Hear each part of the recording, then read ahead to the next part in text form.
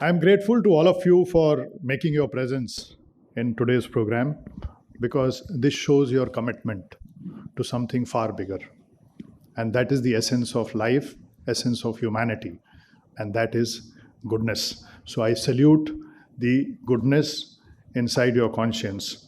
जैसे वातावरण की बेहतरी के लिए हरियाली को बचाना ज़रूरी है, ऐसे ही समाज की बेहतरी के लिए भलाई को बचाना ज़रूरी है।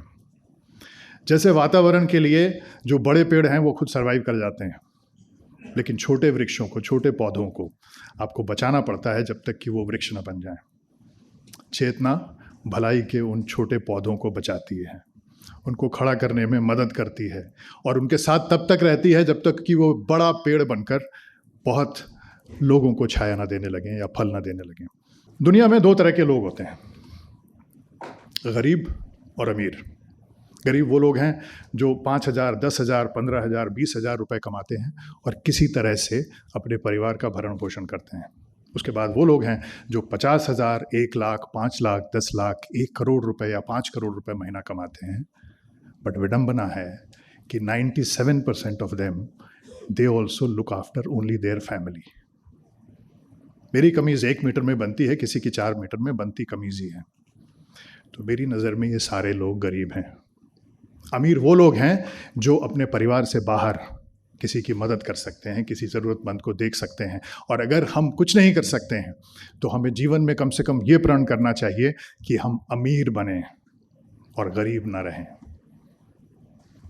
समाज की समस्याओं का समाधान सिर्फ सरकार के पास नहीं है। किसी भी समाज की समस्या को सरकार पूरा नहीं कर सकती।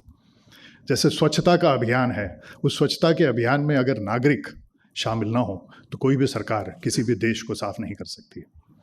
इसी तरह किसी भी समाज को बेहतर बनाने के लिए ये सरकार की जिम्मेदारी नहीं है, ये हम सब की जिम्मेदारी है।